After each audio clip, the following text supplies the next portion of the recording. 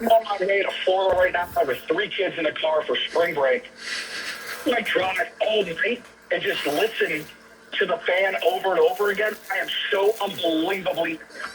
All right, thanks, Ryan. We're only letting you go because your phone's breaking up a little bit. His phone is battling I-95. Do you agree with what I'm seeing from some people, which is they think that there might be a more equitable CBA somehow that makes this more affordable for teams like, I don't want to say more affordable because they've always been able to afford it, but makes teams like the Pirates more willing to do deals like this? How would the CBA do that? Pony, I'm speaking in very broad strokes here. Yeah. Because it's being bandied about as a broad idea. We've got 2 people in the YouTube comments that I've noticed so far, and they're regulars, who are very against this. Okay. Jason in Slippery Rock thinks it's just a flat-out bad move. Why? I guess he's saying Too risky? He seems not sold on Konnor Griffin being really good. He said you might have just extended the next Jay Bell. Okay, still $15 million a year. It's not 30, but a guy named Corey just says this is all false hope. They're not really elaborating much, and they're both regular listeners, so I'm not going to be mean at all, nor would I ever want to be. But they both just seem very skeptical. Oh, you like to be mean sometimes. What are you talking about? Not to people who are loyal, good listeners, which they both are. Better day than the wild card game at 13, huh? No. That's what he just said. No. Ryan? No.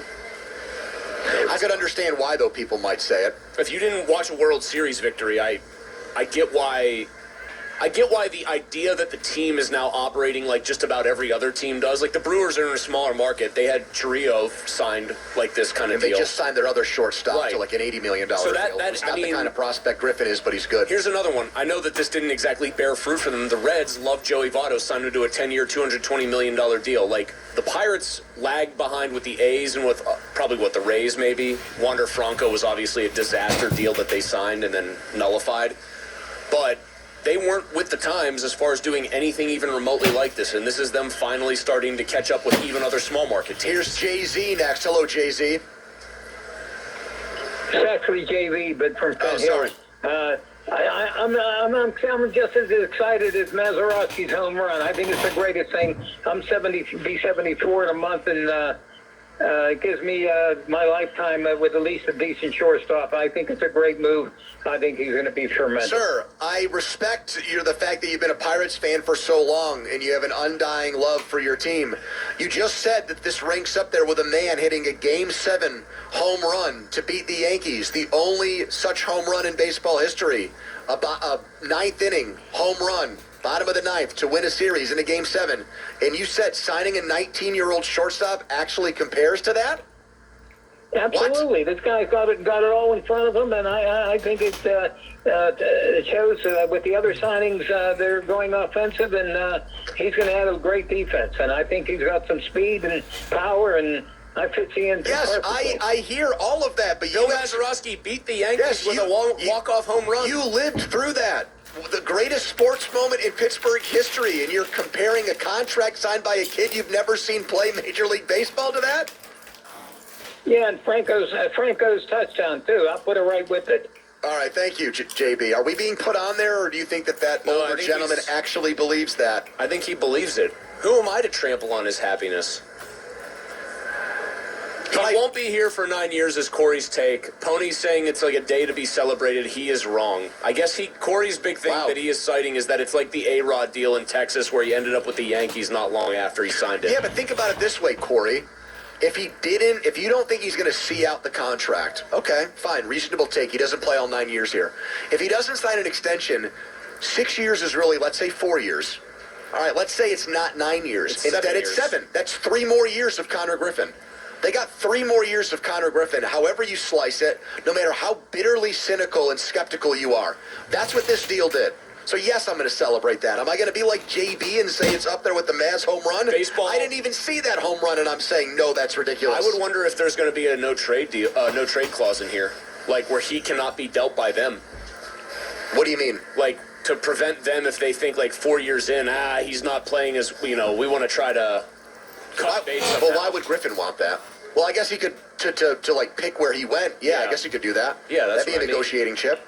I don't know how many of these contracts for non-major leaguers like a Roman Anthony or Colton Emerson included that, but hey, if anybody's going to get it, it's him because it's the biggest one ever, and he's the best prospect to sign one of these deals. Here's Jim in Monaco reacting to the Konnor Griffin 9-year, $140 million extension. Hello, Jim. Multi Pony, thanks for taking my call. I'm on a 6.5-hour ride to the University of Kentucky in Lexington. You guys are my entertainment. Congratulations on all your success. Why are you going to Kentucky, though? We're going to visit my son. He goes there, and we're going to do the whole Easter thing since he gets to come back. Congratulations on all your success now. Thank you very much. I'm very happy with the Connor Griffin. Number one, bringing him up. Number two, solidifying his future here at the Pittsburgh Pirates. And the one thing I want to say is, I can't agree with past listeners saying that it compares to monumental factual things that happened, because we're still talking about hope, right? Like, the time is testament here, and only that time will tell. But I do think, as a number one prospect and a phenom at 19 years old, there's really a lot of legitimate hope that I think this guy's going to do what he actually can do. So I'm excited about that. I'm excited that he's here for the home opener.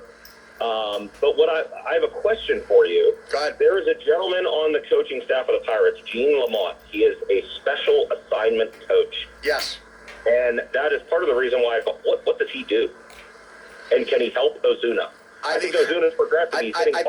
I think he's there to be the Yoda of the coaching staff, and thanks for the call. Gene managed the Pirates, was Jim Leland's right-hand man, also managed the White Sox. Has been in baseball since, Hannes Wagner. And I think he's just around to be like the old sage, wise man of the organization. That's how I would. Hey, Gene, it's Ron Cook. Remember the days when we watched Washington cross the Delaware? Those were some times, weren't they, Gene? He is the Ron Cook of the Pirates organization. I think Crowley hit the nail on the head. Recent tweet from our morning show host. This could be the golden age of Pirates baseball. It won't get better than Skeens and Griffin together. Soak it in, enjoy it. Today isn't a day for cynicism. Celebrate. You've earned it. I think he's right. That's how it is gearing up. And one half of the guys he's mentioned, despite all of the overwhelming and overflowing amount of the Pirates screw guys up, the Pirates get things wrong, the Pirates are idiots, Paul Skeens is living proof that that's not always true. Well, now I have seen the immediate pivot to, this is awesome, now do Skeens. And I just don't think that's going to happen. Here is Mark next. Hello, Mark. Hi, how are you guys doing? We're good. So I just did a quick Google search, and over the last 10 years, there have been 12 number one prospects in baseball, and I just wanted to list off 5 of those real quick. Go ahead. We've got Bobby Witt Jr., Vladimir Guerrero Jr., Ronald Acuna, Shohei Ohtani, and Corey Seager.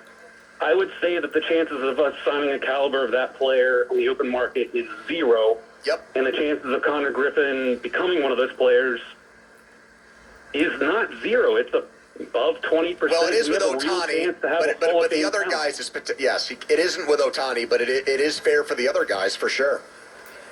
Yeah, so I would say I'm 40 years old. This is my second favorite moment as a Pirates fan behind the Johnny Cueto game, because they have to put all their chips in on Connor Griffin. I realize that he might not reach his ceiling. I realize that the contract might end up not working out. I get that.